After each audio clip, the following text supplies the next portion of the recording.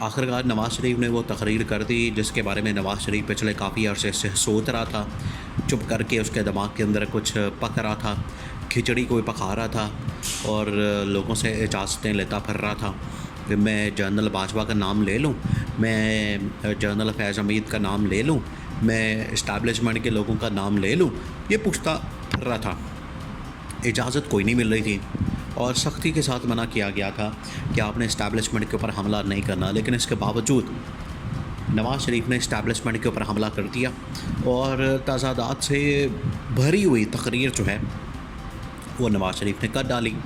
अब ये जो तकरीर कर डाली है नवाज़ शरीफ ने, इसको इस्टेब्लिशमेंट ने इसकी पूरी स्टडी की है, इस्टेब्लिशमेंट ने इसको देखा है, उन्होंने इस तकरीर को परखा है, जांच पड़ताल की है और इसके अंदर जो कहानियाँ बयान की गई हैं, मामलात जो रखे गए इस्टेब्लिशमेंट के ऊपर जो हमला किया गया, इस मुल्क की सलामती को ख़तरे में डाला गया है और सबसे बढ़कर जो इमरान खान से मुतालिक झूठ बोले गए हैं और इसके अलावा नवाज़ शरीफ अब आगे क्या करने जा रहा है। ये इंतहाई अहम तरीन मामला है, इसको आपने समझना है। देखिए, ये इमरान खान इनके बारे में एक मरतबा नहीं कई मरतबा बता चुका है कि ये पाकिस्तान की फ़ौज को पंजाब पुलिस बनाना चाहते हैं।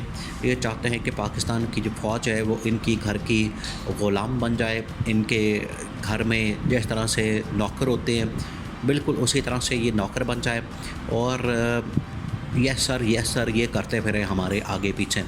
ये शरीफ ख़ानदान का, ये सिर्फ शरीफ ख़ानदान को ख्वाब नहीं है, ये बल्कि ज़रदारी ख़ानदान का भी ख्वाब है। ज़रदारी ख़ानदान भी यही चाहता है कि जिस तरह से ये पंजाब पुलिस को चलाते हैं, सिंध पुलिस को चलाते हैं, बिल्कुल इसी तरह से ये चाहते हैं कि हम पाकिस्तान की फ़ौज को भी ऑपरेट करें। लेकिन इस तरह से हो नहीं सकता क्योंकि जो पाकिस्तान की फ़ौज है बड़ी प्रोफेशनल फ़ौज है। पाकिस्तान की जो फ़ौज है बड़ी ही वो इंटेग्रिटी वाली फ़ौज है।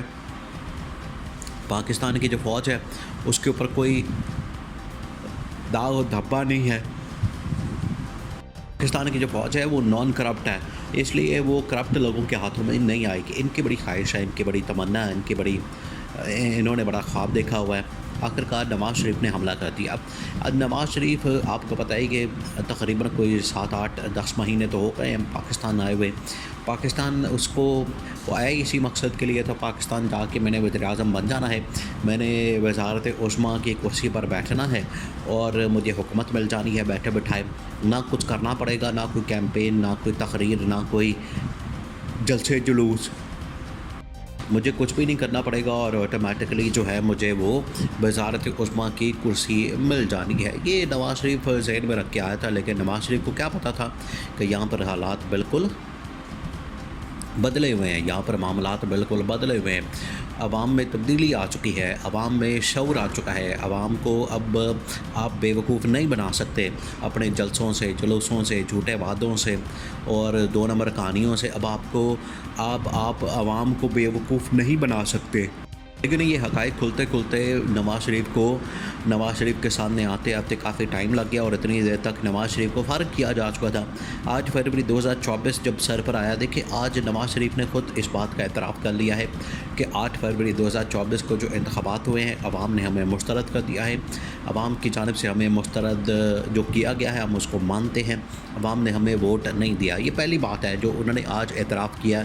तो फिर ये हुकूमत क्यों लेकर बैठे हुए? फिर सबसे बड़ा सवाल तो ये पैदा होता कि फिर नून लीग वाले हुकूमत क्यों लेकर बैठे हुए? जब आवाम ने उनको मुस्तरद किया तो ये हुकूमत से बाहर निकले, जिसका जो मैंडेट बनता है इमरान खान का, पीटीआई का, जो उसकी सीटें बनती हैं, जो उसकी मखसूस नशस्तें बनती हैं। देखिए इतने बड़े ये धोखेबाज हैं कि एक मुँह से मांग रहे हैं कि हमें मुस्तरद कर दिया, हमें वोट नहीं पड़ा। दूसरा, इमरान खान के वोट भी चोरी कर लिए, इमरान खान की नशस्तें भी चोरी कर ली, मैंडेट के ऊपर टाका भी मार लिया और मखसूस नशस्तें जो इमरान खान की बनती थी उनके ऊपर भी जाके कब्ज़ा कर लिया, उनके ऊपर भी जाके काबिज़ हो गए, उसके ऊपर भी लोटमारा कर लिया। तो इनको ये बात करते हुए बेशर्मी से इनको चाहिए कि हुकूमत छोड़ें और अपना जो मैंडेट है इमरान खान का उसको वापस करें, सीटें छोड़ें और उनको वापस करें। क्योंकि जितनी देर तक ये ये हुकूमत और मैंडेट वापस नहीं दिया जाएगा। जितनी देर तक ये हुकूमत और मैंडेट इनको नहीं दिया जाएगा, उतनी देर तक ये मसाइल हल नहीं हो सकते और उतनी देर तक यहाँ पर मामलात बिगड़े के बिगड़े ही रहेंगे। अब जो सबसे बड़ा मसला है वो ये कि जो नवाज़ शरीफ की जानिब से इस्टेब्लिशमेंट के ऊपर हमला किया गया। नवाज़ शरीफ ने इस्टेब्लिशमेंट के ऊपर इल्ज़ाम लगाया है कि 2014 में इमरान खान, ताहिरुल क़ादरी और जनरल ज़हीरुल इस्लाम उस वक्त के DGI उन्होंने लंदन प्लान एक बनाया और लंदन के अंदर बैठकर एक साजिश की। उस साजिश के नतीजे में आखिरकार इमरान खान का प्रोजेक्ट लॉन्च किया गया और इस दौरान जो है वो नवाज़ शरीफ को फारग किया गया, नवाज़ शरीफ को डिस्क्वालीफाई किया गया। फिर नवाज़ शरीफ ने कहा कि मेरे पास ऑडियोज़ मौजूद हैं, जजेस की ऑडियोज़ हैं, मेरे पास पता नहीं किस किस की ऑडियो मौजूद है, मेरे पास रिकॉर्डिंग मौजूद है, मेरे पास फ़िल्में मौजूद है, मेरे पास इनका जो है बहुत सारा रिकॉर्ड मौजूद है। तो ये तमाम बातें जो है वो नवाज़ शरीफ ने की हैं। अब ये तमाम बातें करने का मकसद ये है कि किसी तरह से इस्टेब्लिशमेंट को और अदलिया को दबाव में लाया जाए।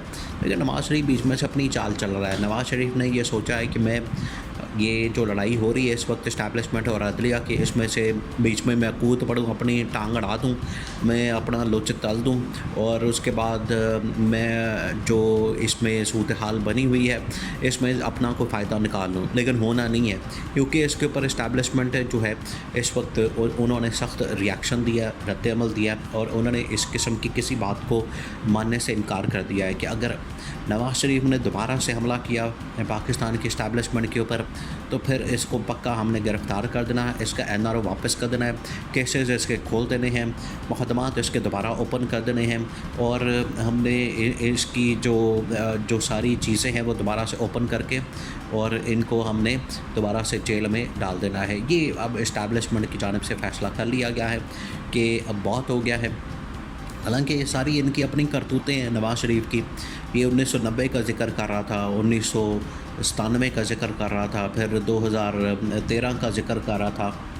इसकी जानिब से इस तरह के बहुत सारे वाक़यात शेयर किए गए। हकीकत यह है कि आवाम पहले दिन से इसको रिजेक्ट करती आ रही है। पहले दिन से इसका लूट मारे का मंसूबा है, पाकिस्तान को लूटने का, हलवे मांडे का ये सारा मंसूबा है और ये आज तक जारी व सारी है। और आज इसको ख्याल आ गया है इनकलाबी बनने का, आज इसको ख्याल आ गया है मुल्क के अंदर इनकलाब लाने का। तो ये जो अब सारी बातें सामने आई हैं उसकी वजह से जनरल आसिम शदीद तरीन गुस्से में हैं, आग बगोला है। उन्होंने वाज़े हुक्म दे दिया कि इस मरतबा तो देखते हैं, अगर अब 28 मई को दोबारा प्लान है इनका, उस वक्त अगर ऐसा कुछ हुआ तो इसको पकड़ के गिरफ़्तार करना है, शहबाज शरीफ को फारग करना है, इमरान खान को वापस लाना है, हुकूमत देनी है और ये मुल्क उसी सूरत में बहरानों से निकलेगा जब ये शरीफ ख़ानदान, जरदारी ख़ानदान को इनको घर भेज के फारग किया जाएगा।